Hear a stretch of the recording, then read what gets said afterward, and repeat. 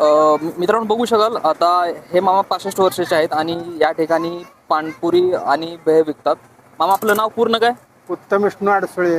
अच्छा बरं. आता आपल्याकडे काय काय बनवतात आपण? आता पानपुरी बनवतो, हं. भेळ बनवतो, रगडा बनवतो, सुकी पानपुरी. अच्छा बरं. किती प्लेट दिवसाचे करतात या ठिकाणी? 100 प्लेट करतात. जवळपास 100च्या वरी जातात तुम्ही? हा, 100च्या वरी जाते. बरं.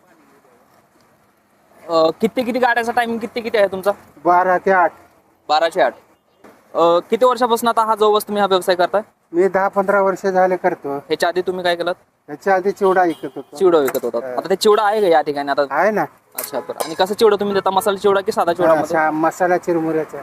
अच्छा बरं. तुमच्यामध्ये काय गुण म्हणजे प्रोडक्ट मध्ये काय गुण होत आहे की बाबा इतरांपेक्षा तुमचं स्पेशली काय आहे? स्पेशल पाणीपुरी एकदम स्पेशल आहे. स्पेशल त्यामध्ये मसाले कसे यूज करता तुम्ही काय? मसाला आहे ना ते. अच्छा बरं.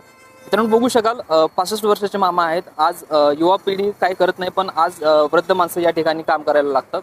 आणि काय तुम्ही अनुभव देऊ शकाल युवकांसाठी तुम्ही काय संदेश देऊ शकाल मामा? सगळ्याच आशीर्वादाचा आहे ना त्या पानपुरीचा. अच्छा बरं. मित्रांनो बघू शकाल या ठिकाणी लातूरचे हा मामा आहेत आणि पानपुरी हा व्यवसाय करत आहेत ते आणि जवळपास 2 ते 2.5 हजाराचा धंदा या ठिकाणी करत आहेत ते.